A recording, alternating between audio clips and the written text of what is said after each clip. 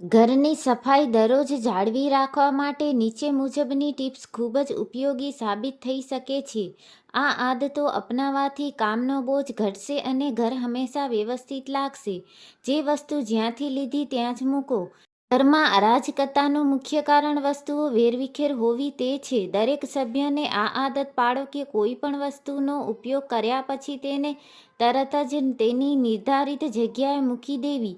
સવારની શરૂઆત બેડશીટથી કરો. સવારે ઉઠ્યા પછી સૌથી પહેલાં તમારો બેડ સરખો કરો. જો પથારી વ્યવસ્થિત હશે તો આખો રૂમ આપોઆપ ચોખ્ખો અને વ્યવસ્થિત લાગશે.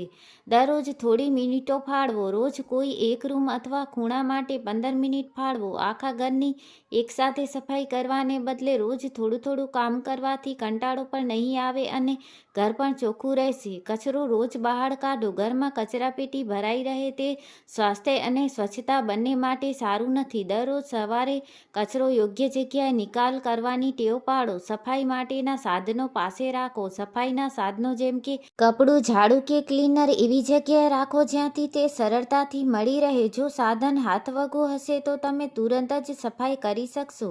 યાદ રાખો, ઘરની સફાઈ એ કોઈ એક દિવસનું કામ નથી પણ એક જીવનશૈલી છે. જો તમે પરિવારના દરેક સભ્યોને નાની નાની જવાબદારી વહેંચી દેશો તો ઘર સાફ રાખવું ખૂબ જ સરળ બની જશે.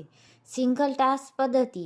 કોઈ પણ વસ્તુને પકડ્યા પછી તેને રસ્તામાં ક્યાંક ન મૂકો. દાખલા તરીકે, જો તમે બહારથી આવીને જેકેટ કે બેગ ઉતારો તો તેને સીધા કબાટમાં કે તેને જગ્યાએ જ મૂકો. તેને ખુરશી કે સોફા પર મૂકીને પછી ઉપાડવાનું વિચારશો નહીં. સફાઈ માટે ફ્રી ટાઈમનો ઉપયોગ. ઘણીવાર આપણે ફોન પર વાત કરતા હોઈએ અથવા કોફી પીતા હોઈએ ત્યારે ખાલી બેસી રહેવાને બદલે નાના કામ કરી શકાય છે, જેમ કે વાત કરતાં કરતાં ટેબલ સાફ કરવું અથવા સોફાના કુશન સરખા કરવા. બાથરૂમ માટે નાની ટેવ. બાથરૂમ વાપર્યા પછી નળ અને આરીસા પર પડેલા પાણીના છાંટાને તરત એક સૂકા કપડાથી લૂછી લો. આનાથી બાથરૂમમાં ડાઘા નહીં પડે અને તમારે દર અઠવાડિયે તેને ઘસવાનું નહીં પડે. પ્રવેશદ્વાર વ્યવસ્થિત રાખો. ઘરનો દરવાજો અને એન્ટ્રી પોઈન્ટ એ ઘરની પ્રથમ છાપ છે. ત્યાં બૂટ, ચંપલ વ્યવસ્થિત ગોઠવવા માટે શૂ રેકનો ઉપયોગ કરો. પ્રવેશદ્વાર ચોખ્ખું હશે તો ઘરમાં આવતાની સાથે જ તમને માનસિક શાંતિનો અનુભવ થશે. સાપ્તાહિક ડીપ ક્લિનિંગનો વારો. રોજની સફાઈ ઉપરાંત અઠવાડિયાનો એક દિવસ જેમ કે રવિવાર એવો નક્કી કરો જ્યાં તમે એવી વસ્તુઓ સાફ કરો જે રોજ રહી જતી હોય, જેમ કે પંખા અને લાઇટના સ્વિચ બોર્ડ લૂછવા. ફ્રિજ સાફ કરવું. ખૂણામાં જામેલી કરોળિયાની જાળીઓ સાફ કરવી. પરિવારના દરેક સભ્યોની ભાગીદારી. ઘર માત્ર એક વ્યક્તિની જવાબદારી નથી. દરેક સભ્યોને કામ વહેંચી દો. કોઈને છોડને પાણી પાવું, કોઈને કપડાં ઘડી કરવાનું તો કોઈને ટેબલ સાફ કરવાનું કામ સોંપો. આનાથી કામનો ભાર હળવો થઈ જશે. Pro tip. જો તમારી પાસે સમય ઓછો હોય તો સ્ટોરેજ બોક્સનો ઉપયોગ કરો. ઘરને વેરવિખેર નાની વસ્તુઓ એક બોક્સમાં ભેગી કરી દો અને જ્યારે સમય મળે ત્યારે તેને ગોઠવો. આનાથી ઘર દેખાવામાં તો તરત જ ચોખ્ખું લાગશે જ. સવારે ઉઠતાની સાથે જ બેડરૂમનું કામ પૂરું કરો.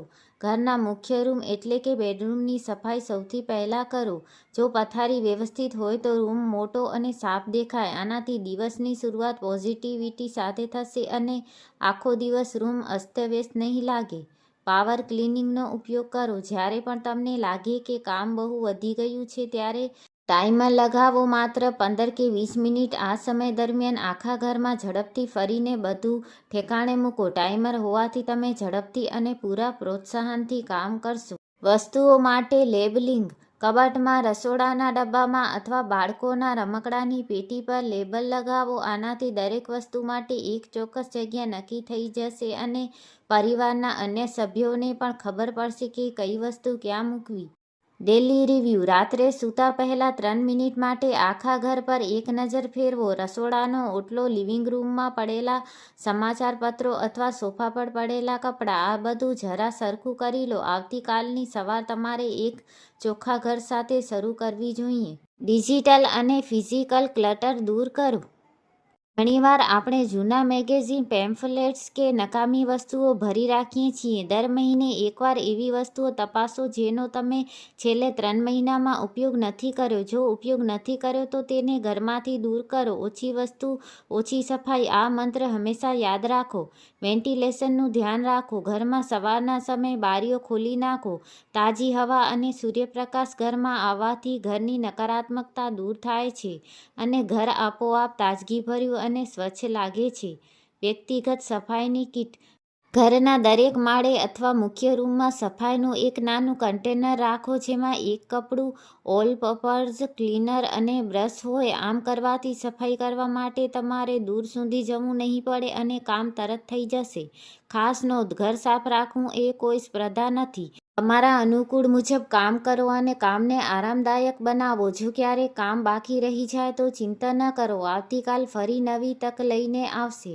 ઘરને સ્વચ્છ અને વ્યવસ્થિત રાખવા માટે અહીં કેટલીક વધુ ક્રિએટિવ અને આદત આધારિત ટિપ્સ છે જે તમને રોજિંદા જીવનમાં ખૂબ કામ લાગશે. નોન-નેગોશિયેબલ કામોની યાદી. ઘરમાં કેટલાક કામ એવા હોય છે જે ગમે તે થાય તમારે દરરોજ કરવા જ જોઈએ. જેમ કે સૂતા પહેલાં સિંક ખાલી કરવું. ભરેલું સિંક સવારે આખા ઘરનો મૂડ બગાડી શકે છે. કપડાં યોગ્ય જગ્યાએ મૂકવા. ખુરશી પર કપડાંનો ઢગલો થવા ન દેવો. કચરાપેટી ખાલી કરવી. આ એક આદત સફાઈની શરૂઆત છે. વિઝ્યુઅલ ક્લટર ઘટાડવું. ઘણીવાર સામાન ઓછો હોય છતાં ઘર ગંદુ લાગે છે કારણ કે બધું બહાર દેખાય છે. બંધ કેબિનેટનો ઉપયોગ. બને તેટલી વસ્તુઓ કબાટ કે બોક્સની અંદર મૂકો. જેટલી વસ્તુઓ બહાર ઓછી હશે એટલી જ ધૂળ ઓછી બેસશે અને ઘર સજાવેલું લાગશે. મુખ્ય મંત્ર: ઘર વ્યવસ્થિત એટલે મન વ્યવસ્થિત. ઘર જ્યારે ચોખ્ખું હોય છે ત્યારે તમારી વિચારવાની શક્તિ પણ વધુ સારી રહે છે. સફાઈના મિશન. ઘણીવાર આપણે આખા ઘરની સફાઈ કરવાનો વિચાર કરીને જ થાકી જઈએ છીએ. એને બદલે નાના મિશન બનાવો. દાખલા તરીકે, આજે હું માત્ર કબાટના એક ખાનાની સફાઈ કરીશ અથવા આજે હું માત્ર ડાઇનિંગ ટેબલ પરની વધારાની વસ્તુઓ દૂર કરીશ. નાનું કામ જલ્દી પૂરું થાય છે અને સરળતાનો અનુભવ પણ આપે છે.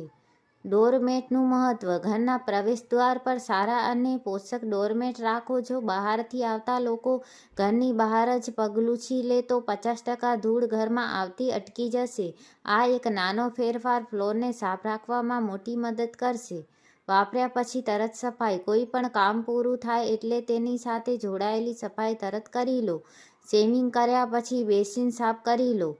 મેકઅપ કર્યા પછી ટેબલ સાફ કરી લો. ચા-નાસ્તો કર્યા પછી કપ તરત સિંકમાં મૂકી દો. કામ અધૂરું મૂકીને આગળ વધવાથી જ કચરો જમા થાય છે. ઝીરો ક્લટર ડેસ્ક અથવા ટેબલ. તમારું કામનું ટેબલ કે અભ્યાસનું ટેબલ હંમેશા ચોખ્ખું રાખો. ટેબલ પર માત્ર જરૂરી વસ્તુઓ જ રાખો. બાકીનો સામાન ડ્રોઅરમાં મૂકી દો. ખાલી ટેબલ તમને કામ કરવા માટે વધુ પ્રોત્સાહન આપે છે. અઠવાડિયાનું આયોજન. બધું કામ એકસાથે કરવાને બદલે દિવસ વહેંચી લો. રવિવાર, આખા ઘરની ચાદર બદલવી અને પડદા સાફ કરવા. સોમવાર, ઘરની બધી સપાટીઓ. બુધવાર, બાથરૂમ અને ફ્લોરની સફાઈ.